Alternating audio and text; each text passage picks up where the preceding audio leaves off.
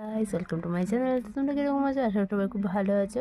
তো আজকে ঘরে মিলে সবাই প্ল্যান করছিল যে ফুচকা খাবে, ঠিক আছে, তাই তোমাদের সাথে একটু ফুচকা রেসিপিগুলো শেয়ার করে নিলাম।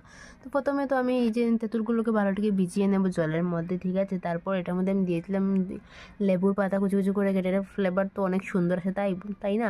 তারপর নুনগুলো ভালোটিকে দিয়ে আধা ঘন্টা 1 ঘন্টার মতো আমি রেখে দিয়েছিলাম, ঠিক আছে। তারপর তো আমি ধনে পাতা, পেঁয়াজ আর লঙ্কাগুলোকে কুচি কুচি করে রেখে দিলাম। তারপর ওইগুলো কাটার পর আমি জলগুলো কালারটা দেখো পুরো পুরো পুরো তেঁতুলের কালার চলে এসেছে, ঠিক আছে।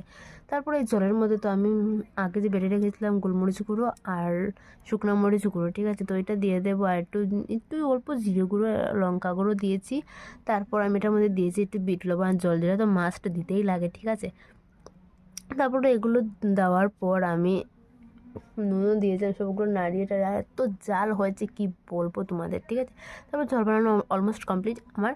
তারপর এই যে আলু মাখা বানাবো, তো আলুগুলোকে আগে বয়েল করে নিয়েছিলাম। তারপর ভালোটিকে একটু মেখে তারপর এটার মধ্যে একটু সবগুলো সেমই জিনিস দিয়েছি, কারণ আর আলাদা দিয়েছি শুধু এই যে জলটাকে তোমরা অবশ্যই দিতে পারো, কারণ জলটা দিলে একটা আলাদা কালারও আসে, আলাদা ফ্লেভারও আসে, আর খেতে দারুণ লাগে, ঠিক আছে। তারপর তো ওইগুলো আলুটারও মাখার পর মাসি বাচ্চা হলো ফুচকা। তারপর তো ওই যে ও ফুচকা বাচ্চা, আমি ক্যামেরা করছিলাম, তার ফুচকা তো অনেক ফুচকা হয়েছে, এক ঝুড়ি ফুচকা হয়ে গেছে, ঠিক আছে।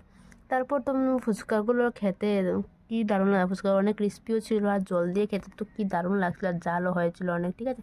তারপর তো আমি ভাবলাম দইও ছিল ঘরে, তারপর তো দই ফুচকা বানানো যাক।